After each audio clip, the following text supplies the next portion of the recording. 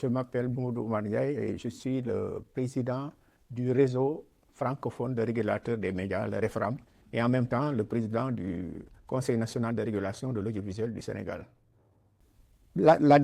désinformation, les atteintes à l'intégrité de l'information, les manipulations, les discours de haine, tout ça constitue en fait une menace aujourd'hui pour les processus démocratiques et également pour les processus électoraux, pour la démocratie d'une manière générale. Et étant donné que nous vivons dans des sociétés démocratiques que nous tenons à protéger, notre rôle en tant que régulateur est de protéger nos sociétés, de protéger nos valeurs, de protéger nos identités, de protéger la dignité humaine, les droits de l'homme. Et donc, tout ce qui porte atteinte, en fait, à cette intégrité,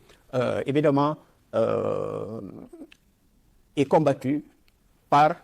le REFRAM. Les défis auxquels les instances de régulation des médias francophones sont confrontés sont très nombreux, mais on peut citer parmi ces défis l'absence de moyens en réalité technologiques pour d'abord le monitoring des réseaux sociaux et ensuite l'absence de réglementation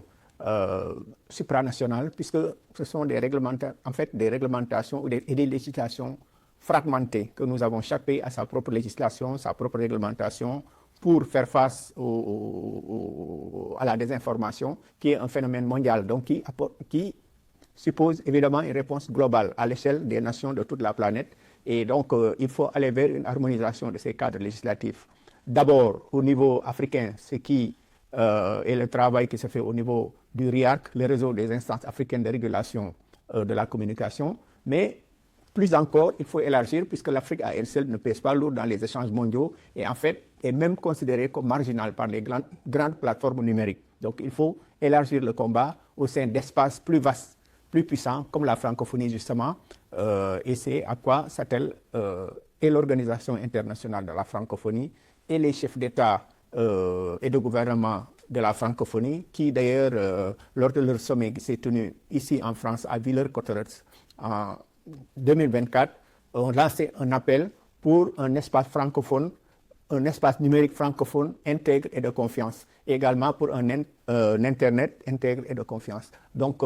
la francophonie porte ce combat déjà, mais au-delà de la francophonie, il y a également l'UNESCO dans un cadre beaucoup plus vaste. Il faut arriver en fait à ce qu'à l'échelle mondiale, tous les États démocratiques, en tout cas, engagent le combat ensemble, se donnent les moyens de combattre la manipulation, la désinformation, les discours de haine, les deepfakes et tout ça. Et donc, il y a également ce défi législatif, il y a, je l'ai dit, ce défi des moyens, et il y a également un défi de formation, donc de ressources humaines pour faire face aux plateformes numériques, puisque c'est de la technologie, c'est de la très haute technologie, et ça demande donc des gens hyper qualifiés pour mener ce combat à l'intérieur des instances de régulation. Or, les instances de régulation des pays de la francophonie, qui sont majoritairement africains, ont des moyens très limités qui ne leur permettent pas de s'offrir les ressources humaines de qualité à même de mener ce combat. La majorité des pays membres aujourd'hui du REFRAM sont africains. Et justement, à l'intérieur de l'Afrique, le REFRAM a engagé un dialogue avec les plateformes numériques à Abidjan et qui a abouti donc à la déclaration d'Abidjan de 2024 donc, et à un protocole d'engagement volontaire des plateformes numériques pour justement engager le dialogue avec le RIAC, qui est le réseau des instances africaines de régulation de la communication et qui est également membre à part entière, en fait, dont les 3/4 des membres appartiennent au REFRAM. Et donc, ce dialogue de haut niveau, il se poursuit, puisque au mois de décembre prochain, il y aura une réunion du REFRAM convoquée par le Sénégal et co-organisée par l'Organisation internationale de la francophonie, à laquelle seront présentes les plateformes numériques. Et elles ont exprimé leur volonté d'être représentées à un niveau assez important. Et également, elles ont déjà dit leur volonté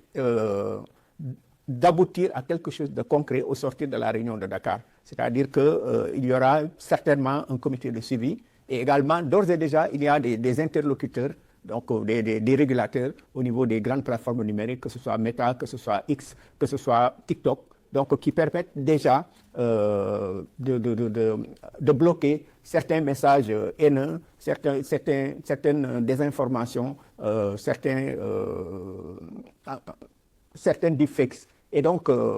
ça se fait déjà. Mais ça continue. Il y a une montée en puissance du dialogue avec les plateformes numériques qui permettent d'aboutir à des résultats et d'arriver en fait à au moins pouvoir faire quelque chose contre les messages de haine, la désinformation et puis les ingérences. Le REFRAM est vraiment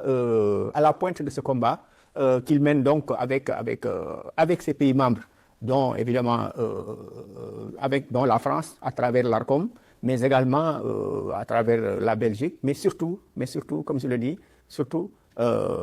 avec les pays africains qui constituent encore une fois les plus gros bataillons en fait du REFRAM aujourd'hui. Parce que bon, nul ne l'ignore, l'avenir de la francophonie est en Afrique et c'est pas un hasard si donc le REFRAM engage surtout ce combat à travers le continent africain depuis